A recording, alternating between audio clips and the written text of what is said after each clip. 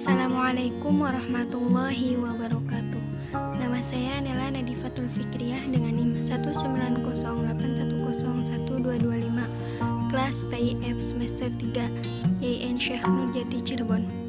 Video ini dibuat untuk memenuhi tugas ulangan akhir semester mata kuliah pengantar sejarah peradaban Islam dengan dosen pengampu Bapak Dr. Haji Ahmad Afandi MAG. Dalam video ini akan membahas peradaban Kurdi dan Melayu pra-Islam. Selamat menyaksikan dan selamat mendengarkan. Peradaban Kurdi pra-Islam. Kurdi adalah sebuah kelompok etnis di Timur Tengah yang sebagian besar menghuni di suatu daerah yang kemudian dikenal sebagai Kurdistan, meliputi bagian yang berdekatan dari Iran, Irak, Suriah, dan Turki. Orang Kurdi adalah orang-orang Iran dan berbicara dalam bahasa Kurdi, yang merupakan anggota bahasa Iran cabang dari Indo-Eropa. Orang-orang Kurdi merupakan mayoritas di wilayah otonomi Kurdistan Irak dan kelompok minoritas yang signifikan di antara negara-negara tetangga seperti Turki, Suriah, dan Iran, di mana gerakan-gerakan nasionalis Kurdi terus memburu otonom yang lebih besar. Dengan demikian, bangsa Kurdi adalah kelompok etnis terbesar yang tak memiliki wilayah negara. Karakter geografis Kurdistan yang terdiri dari gugusan perbukitan, struktur sosial yang sangat syarat sentimen tribalisme, serta sistem mata pencaharian yang mengandalkan pertanian dan menggembala, memang membuat bangsa dan wilayah Kurdistan menjadi semi-eksklusif sepanjang sejarahnya selama sekitar 3000 tahun. Jauh sebelum masuknya Islam, suku Kurdi menganut agama-agama Persia kuno seperti Zoroaster. Mereka juga sempat dipengaruhi oleh ajaran Yahudi dan Nasrani. Namun, pengaruh agama-agama tersebut hampir semuanya terkikis habis dengan datangnya Islam pada abad ke-7 Masehi. Peradaban Melayu. Istilah Melayu baru dikenal sekitar tahun 644 Masehi melalui tulisan Cina yang menyebutkan dengan kata Moloye.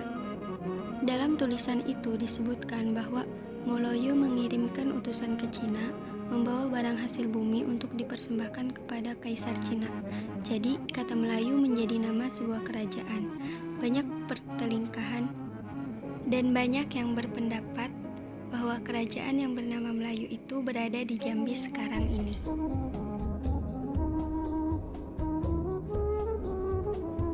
Secara umum dapat dikatakan bahwa pengertian Melayu merujuk kepada bangsa yang berbahasa Melayu yang mendalami semenanjung Tanah Melayu, pantai timur Sumatera, dan beberapa tempat lainnya di wilayah Nusantara. Dan seseorang itu dapat dikategorikan sebagai Melayu apabila memiliki ciri-ciri seperti lazimnya berbahasa Melayu dan berkebudayaan Melayu. Nenek moyang orang Melayu ternyata beragam. Ada yang berasal dari suku Dravida India, ada juga Mongolia atau campuran dari Dravida dan Arya yang kemudian kawin dengan ras Mongolia. Dan mereka datang ke Nusantara dengan cara yang bergelombang. Gelombang pertama disebut Proto-Melayu atau Melayu Tua. Disebut Melayu Tua atau Proto-Melayu itu karena inilah gelombang perantau pertama datang ke Kepulauan Melayu. Leluhur Melayu Tua ini diperkirakan oleh para ahli arkeologi dan sejarah tiba sekitar 3000 sampai 2500 sebelum Masehi. Adapun tergolong ke dalam Melayu Tua itu antara lain orang Talang Mamak, orang Sakai, dan suku Lau. Keturunan Melayu Tua ini dikenal amat tradisional karena mereka amat teguh sekali memegang adat dan tradisinya.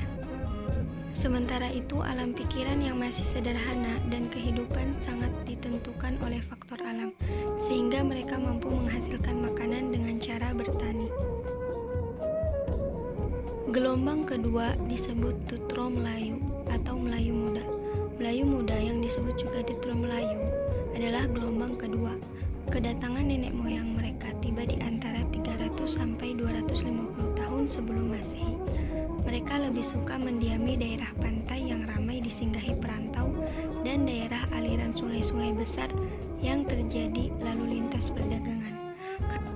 Oleh karena itu, mereka bersifat lebih terbuka dari Melayu tua, dan sistem sosial dan sistem nilainya punya potensi menghadapi perubahan ruang dan waktu serta selera zaman.